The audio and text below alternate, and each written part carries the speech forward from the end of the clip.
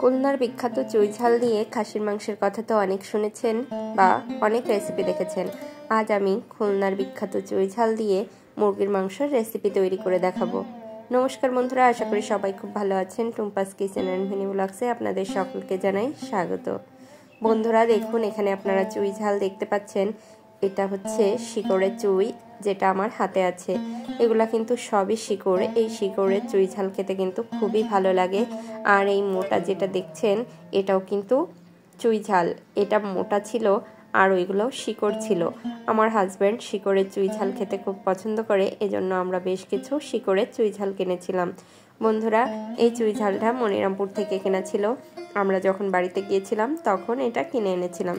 চলুন তাহলে দেখে নেওয়া যাক কিভাবে এই চুই ঝাল দিয়ে আমি মুরগির মাংসের রেসিপি তৈরি করি। বন্ধুরা, এই চুই ঝাল দিয়ে কিন্তু মুরগির মাংস খেতে খুবই ভালো লাগে। একবার যদি এই চুই ঝাল কোথাও দেখতে পান তাহলে অবশ্যই এই চুই ঝাল কিনে আনবেন এবং এই চুই ঝাল দিয়ে মাছ কিংবা মাংস রান্না করে খেয়ে দেখবেন, খুবই ভালো লাগে। চলুন তাহলে রেসিপিতে যাওয়া যাক। বন্ধুরা, এখানে আমি মুরগির মাংস রান্নার জন্য কড়াইতে পরিমাণ মতো তেল দিয়ে দিয়েছি। এখন দিয়ে দিচ্ছি কিছুটা লবণ এবং দিয়ে দেব অল্প কিছু পরিমাণ হলুদ। বন্ধুরা, প্রথমেই আমি এখানে লবণ আর হলুদ দিয়ে দিচ্ছি, কারণ এখানে আমি মাংসটা ভেজে রান্না করব। মুরগির মাংস এভাবে ভেজে রান্না করলে কিন্তু স্বাদটাই আলাদা হয় এবং খেতে খুবই ভালো হয় এবং মুরগির মাংসের কোনো রকম গন্ধ থাকে না। বন্ধুরা, এবার আমি মুরগির মাংসটা দিয়ে দিচ্ছি।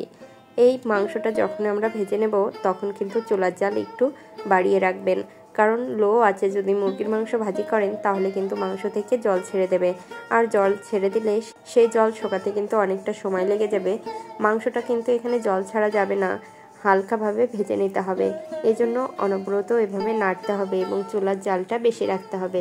তারপরেও মুরগির মাংসের যে এক্সট্রা তেল আছে ওই তেলটা কিন্তু গলে যাবে, তখন কিন্তু অনেকটাই এখানে তৈলাক্ত ভাব এসে যাবে। বন্ধুরা, মুরগির মাংসে আজ আমি আলু ব্যবহার করব, এজন্য এখানেই আলু দিয়ে দিচ্ছি। তাহলে আলুটাও হালকা ভাজা হয়ে যাবে, পরবর্তীতে আর আমার ভাজার দরকার হবে না। এখন আলু দিয়ে আমি এভাবে নাড়তে থাকবো। বন্ধুরা, এই মাংস যখনই আপনারা ভাজি করবেন তখন কিন্তু নাড়তে থাকতে হবে, তা নাহলে কিন্তু নিচে লেগে যেতে পারে। দেখুন বন্ধুরা, অনেকটাই কিন্তু তেল ছেড়ে দিয়েছে এবং হালকা জল বের হয়েছে, এতে কোনো সমস্যা না। এই পর্যায়ে চুলার আঁচটা একটু বাড়িয়ে দিতে হবে। এখানে হলুদের পরিমাণ একটু কম মনে হচ্ছে, এজন্য আমি এক্সট্রা করে কিছুটা হলুদ দিয়ে দিচ্ছি। বন্ধুরা, খুব বেশি হলুদ ব্যবহার করবেন না, হালকা পরিমাণ হলুদ ব্যবহার করবেন। আমি এখানে কিন্তু অল্প পরিমাণ হলুদই ব্যবহার করেছি। এখন আমি খুব ভালোভাবে নাড়াচাড়া করে ভেজে নেব। বন্ধুরা, কে কে আপনারা চুই ঝাল দিয়ে মুরগির মাংস রান্না করে খেয়েছেন অবশ্যই আমাকে কমেন্ট করে জানাবেন, এবং আপনারা কোথা থেকে আমার ভিডিওটি দেখছেন কমেন্ট করে জানাবেন। অনেকেই চুই ঝাল কিন্তু খাননি, এমনকি চুই ঝাল তারা দেখেননি। এই চুই ঝাল খেতে কিন্তু খুবই ভালো লাগে। যারা একটু ঝাল পছন্দ করে তারা তো অবশ্যই খুব পছন্দ করে। দেখুন বন্ধুরা, এখানে কথা বলতে বলতে মাংসটা কিন্তু আমি ভেজে নিয়েছি। এখন আমি মাংসগুলো উঠিয়ে নেব, তবে অবশ্যই আমি তেলটা ছেঁকে উঠিয়ে নেব। তেলটা কিন্তু কড়াইতেই থেকে যাবে এবং এই তেলেই আমি মাংসটা রান্না করব। আপনারা এই মাংস ভাজার যে তেল থাকবে এই তেলেই মাংসটা রান্না করার চেষ্টা করবেন, তাহলে এই মাংসের টেস্ট কিন্তু একদমই আলাদা আসবে, খুবই ইয়ামি হবে খেতে। এজন্য আপনারা এই তেলেই মাংসটা রান্না করবেন। এজন্য কড়াইতে একটু বেশি পরিমাণ প্রথমেই তেল দিয়ে দেবেন। এখন ফোড়নের জন্য আমি এখানে তেজপাতা এবং শুকনো মরিচ দিয়ে দিয়েছি। দিয়ে দিচ্ছি কিছু গোটা জিরে।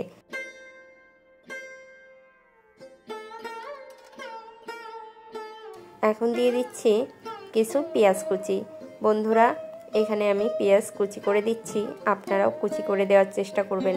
বন্ধুরা, পেঁয়াজ বাটা দিয়ে মাংস রান্না করলে একরকম টেস্ট আসে এবং পেঁয়াজ কুচি করে মাংস রান্না করলে আলাদা রকম টেস্ট আসে। আপনারা এভাবে করে দেখবেন, খুবই ভালো লাগে। এভাবে দুই রকম করে আপনারা মাংস রান্না করে দেখবেন, দুই রকম টেস্ট আসবে। এখন এখানে দিয়ে দিচ্ছি স্বাদমতো লবণ। লবণটা আমি প্রথমেই ব্যবহার করছি, কারণ লবণ দিলে পেঁয়াজটা নরম হয়ে যাবে এবং এই যে কড়াইতে যে মশলাটা লেগে আছে মাংস ভাজার পরে সেটা কিন্তু উঠে যাবে। এজন্য এই পর্যায়ে চুলার আঁচ কম রেখেই পেঁয়াজটা ভাজি করতে হবে।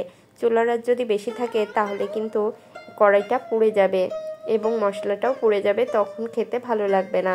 দেখুন বন্ধুরা, এখানে আমি চুই ঝালগুলো দিয়ে দিয়েছি। চুই ঝালগুলো আমি খুব ভালোভাবে ছেলে পরিষ্কার করে নিয়েছি এবং ছোট করে কেটে নিয়েছি। আর দেওয়ার আগে একটু থেতো করে নিয়েছি। বন্ধুরা, চুই ঝালটা একটু শক্ত হয়, কিন্তু রান্নার সময় একদমই নরম হয়ে যাবে।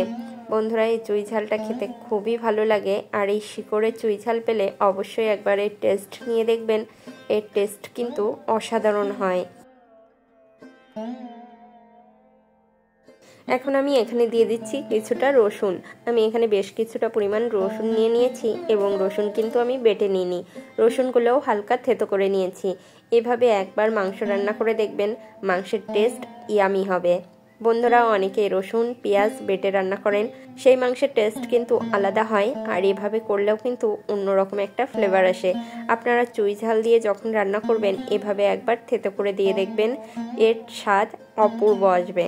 দেখুন বন্ধুরা, হালকা আছে আমি পেঁয়াজ রসুন খুব ভালোভাবে ভেজে নিচ্ছি, পেঁয়াজ রসুনের যেন কাঁচা গন্ধ না থাকে। পেঁয়াজ রসুন হালকা ভেজে নিয়েছি। এখন আমি এখানে দিয়ে দেব আদা জিরে এবং ধনে বাটা। আমি এখানে 2 চামচ মতো এই বাটা মশলাগুলো ব্যবহার করেছি, কারণ যে পরিমাণ মাংস আছে তাতে এই পরিমাণ মশলারই প্রয়োজন হবে। এখন সব মশলা আমি খুব ভালোভাবে কষিয়ে নেব। বন্ধুরা, আমি কিন্তু এখানে হলুদ ব্যবহার করিনি, হলুদটা আমি পরে ব্যবহার করব যখন এই মশলাটা কষা হয়ে যাবে প্রায়। দেখুন বন্ধুরা, মশলাটা কিন্তু অনেকটাই কষা হয়ে গিয়েছে, এবং কড়াইতে যে পুরা পুরা ভাব ছিল ওগুলো কিন্তু কমে এসেছে, কারণ মশলার সাথে উঠে যাচ্ছে। দেখুন বন্ধুরা, মশলাটা কষানো হয়ে গিয়েছে। ঠিক এই পর্যায়ে আমি হলুদটা ব্যবহার করছি। বন্ধুরা, এভাবে মশলা কষানোর পরেই হলুদটা ব্যবহার করবেন, দেখবেন কালারটা কিন্তু অপূর্ব আসবে। দেখুন কালারটা কত সুন্দর এসেছে। আমি কিন্তু এখানে একদমই মরিচের গুঁড়া ব্যবহার করিনি, বা কোনো মরিচ ব্যবহার করিনি। দেখুন তারপরেও কত সুন্দর কালার এসেছে।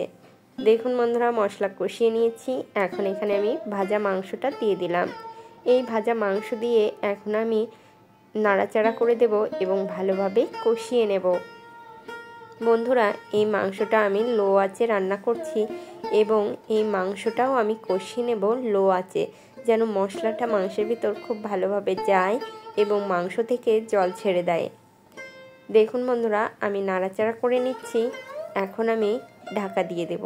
ঢাকা দিয়ে আমি খুব ভালোভাবে 5 মিনিট কষিয়ে নেব। 5 মিনিট হয়ে গেছে। দেখুন বন্ধুরা, 5 মিনিটেই কতটা জল ছেড়ে দিয়েছে। এভাবে আমি 2-3 বার ঢাকা দিয়ে কিন্তু মাংসটা কষিয়ে নিয়েছি। আপনারাও চেষ্টা করবেন এভাবে 2-3 বার ঢাকা দিয়ে মাংসটা কষিয়ে নেওয়ার, তাহলে খুব সুন্দর কালার আসবে এবং মাংসের স্বাদটাও খুব ভালো হবে। দেখুন বন্ধুরা, মাংসটার কালার কত সুন্দর এসেছে। আমি এখনও কিন্তু কোনো রকম মরিচ ব্যবহার করিনি। এই মাংস যত কষাবেন এর স্বাদ কিন্তু তত ভালো আসবে, এবং চুই ঝালের ফ্লেভারটাও কিন্তু মাংসের ভিতর খুব সুন্দরভাবে যাবে। এখন আমি খুব ভালোভাবে মাংসটা নাড়াচাড়া করে কষিয়ে নেব। দেখুন বন্ধুরা, মাংসটা খুব ভালোভাবে কষিয়ে নিয়েছি। এখন আমি কিছুটা মাংস তুলে রাখবো। দেখুন কিছুটা মাংস তুলে রেখেছি আমার ছেলের জন্য। এই পর্যায়ে এখানে আমি মরিচের গুঁড়া ব্যবহার করব। আমি এখানে মরিচের গুঁড়া ব্যবহার না করে শুকনা মরিচ বেটে নিয়েছি। আমি ব্লেন্ডারেই ব্লেন্ড করে নিয়েছি। দেখুন বন্ধুরা, এই শুকনা মরিচ বাটার কত সুন্দর কালার আসে, যে কালার কিন্তু আপনারা মরিচ গুঁড়াতে পাবেন না। দেখুন এখন আমি এই মরিচ বাটা দিয়ে খুব ভালোভাবে মাংসটা কষিয়ে নেব, যেন এই মরিচের কোনো কাঁচা গন্ধ না থাকে। এখন আমি খুব ভালোভাবে 2-3 মিনিট কষিয়ে নেব, তাহলেই কিন্তু মাংসটা খুব সুন্দর কালার আসবে এবং মাংসটা কষাও হয়ে যাবে আর উপরে তেল ছেড়ে দেবে। দেখুন বন্ধুরা, মাংসটা কষা হয়ে গিয়েছে। এখন আমি পরিমাণ মতো জল দিয়ে দিচ্ছি। আমি এখানে হালকা গ্রেভি রাখবো, এজন্য সেই অনুপাতে জল দিয়ে দিয়েছি। এখন আমি মাংসটা খুব ভালোভাবে নাড়াচাড়া করে দিচ্ছি, যেন জলের সাথে মিশে যায়। এখন আমি মাংসটা ফুটিয়ে নেব। দেখুন বন্ধুরা, ফুটে উঠেছে। মাংসটা আমি ঢাকা দিয়ে দিয়েছিলাম, কিন্তু স্কিপ হয়ে গেছে। এবার আমি নাড়াচাড়া করে দিলাম এবং মাংসটা আমি খুব ভালোভাবে ফুটিয়ে নেব। বন্ধুরা, চুই ঝাল দিয়ে মুরগির মাংসের রেসিপি যদি ভালো লাগে, চ্যানেলটি সাবস্ক্রাইব করতে একদমই ভুলবেন না। দেখুন বন্ধুরা, মাংসটা কিন্তু অনেকটাই রান্না হয়ে গেছে। এখন আমি এখানে দিয়ে দেব বাটা গরম মশলা। বন্ধুরা, বাটা গরম মশলার ফ্লেভারটা কিন্তু আলাদাই আসে, আর গুঁড়া গরম মশলার ফ্লেভারটাও আলাদা আসে। এখানে আপনারা বাটা গরম মশলা ব্যবহার করবেন, তাহলে এর স্বাদটা খুব ভালো আসবে। এখন আমি আরও 2 মিনিট রান্না করে নিয়েছি। দেখুন বন্ধুরা, মাংসের কালারটা কত সুন্দর এসেছে। মাংসটা কিন্তু একদম রান্না হয়ে গেছে। এখন আমি নামিয়ে নেব। দেখুন বন্ধুরা, চুই ঝাল কিন্তু গোটাই আছে, কিন্তু সেদ্ধ হয়ে গেছে। এই চুই ঝাল খেতে যে কি টেস্ট, একবার হলেও খেয়ে দেখবেন। দেখুন বন্ধুরা, আমি নামিয়ে নিয়েছি এবং নামানোর পরে 10 মিনিট ঢাকা দিয়ে রেখেছিলাম। দেখুন কালারটা কত সুন্দর এসেছে। রেসিপিটি যদি ভালো লাগে অবশ্যই লাইক, কমেন্ট, শেয়ার করবেন এবং আমার চ্যানেলটি সাবস্ক্রাইব করে আমার পাশে থাকবেন। সম্পূর্ণ ভিডিওটি দেখার জন্য সকলকে জানাই অসংখ্য ধন্যবাদ।